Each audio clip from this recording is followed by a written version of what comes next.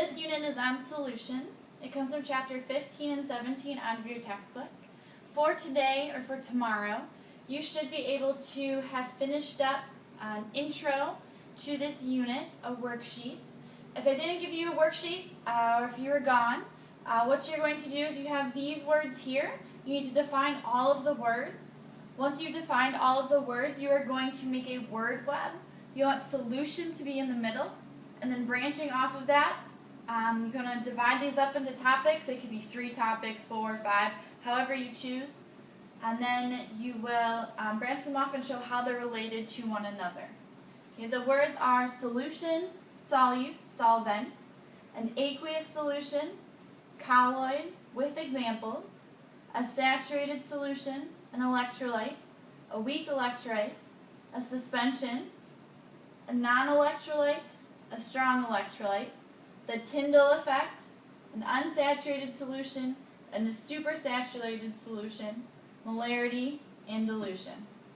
Okay, so like I said, you're going to define all these words. Once you've done that, you've gone ahead and made your word web.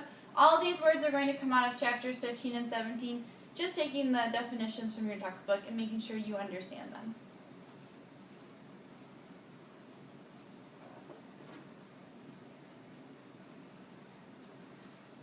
Okay, at the top of that worksheet, if you have it, I'm going to ask you a couple of questions. Again, they come straight out of the textbook. Some other information to help you with those questions and important information for this unit. So, quick introduction to solutions. To make solutions, their rate of how quickly they can be made is affected by a couple of different things. First of which is stirring. Then we have temperature, and then the size of the actual particles. With stirring, the reason that stirring is going to have an influence on the rate is that the solvent is going to be continually brought into contact with the surface of the solute. Again, solvent and solute you should have been able to define from before, so I'm going to leave that to you. But your solvent, new solvent, is going to continually be brought into the surface of the solute. Temperature, well, temperature plays a role because the kinetic energy is going to increase with temperature. Because of that increase with temperature, it's going to increase the number of collisions that occur in that now solution. So because we're increasing collisions, there's more interactions between them, therefore there's going to be some solution formation. And again, the particle size, so the smaller the particle size, they're going to have a greater surface area to size ratio for the colliding water molecules. So a smaller molecule, a smaller particle, is going to have more surface area around it than a larger particle compared to the actual size of that particle. And then the solubility, that's going to be affected by both temperature and pressure. So the solubility of a solute in a solvent. As we increase the temperature, we're going to increase the solubility.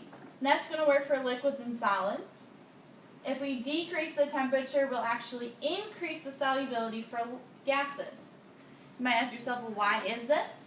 Well, as we increase the temperature for gases, we increase the kinetic energy of those gas molecules, and we actually can break the intermolecular bonds of that gas in the solution, and therefore the gas will actually escape. You can think of your cold soda can versus a warm soda can. You're going to be able to keep that soda can, the soda in there, to have more carbonation when it's cold outside. So in the winter months, your soda is going to stay carbonated longer. Then in the summer months, those gas molecules are going to escape quicker because they're breaking those intermolecular bonds faster because they're hotter because they have higher kinetic energy. Okay. The pressure is only going to affect gases since pressure doesn't play a big role in solids and liquids as to what they are. And it's going to increase the solubility because it increases the partial pressure of gas above the liquid. So not in the liquid, but the gas above the liquid. If we increase the pressure, that's going to force it down into liquid, and that is how soda gets so carbonated.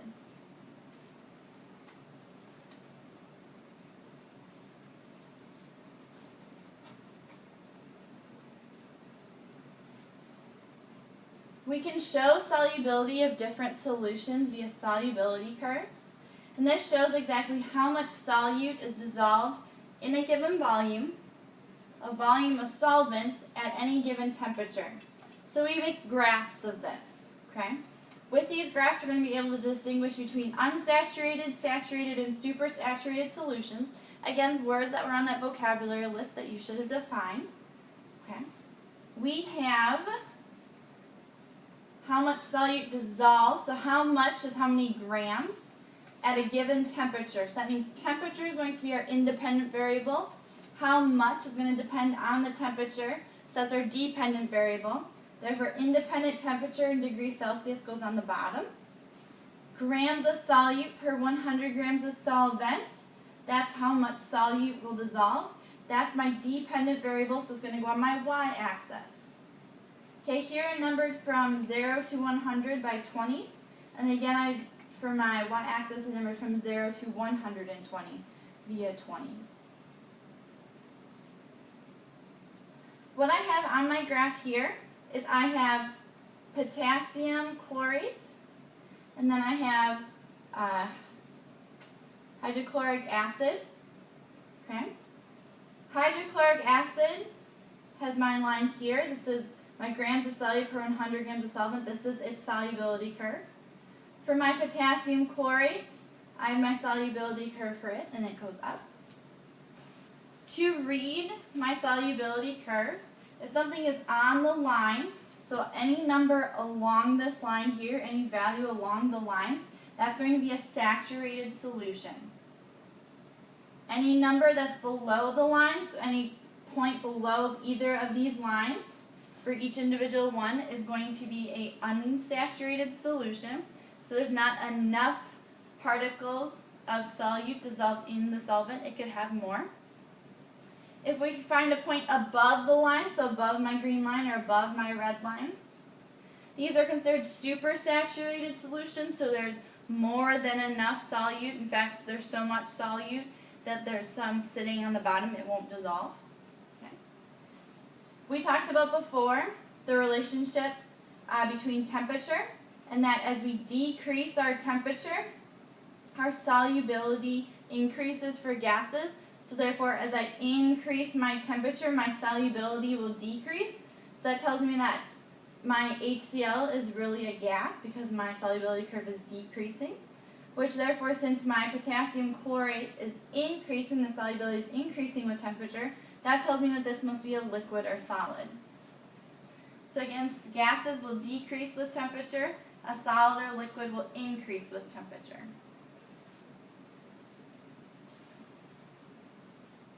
For these graphs, I want to be able to read them. So an example of reading them would be, well, at 60 degrees Celsius, how much of each solute is required for a saturated solution?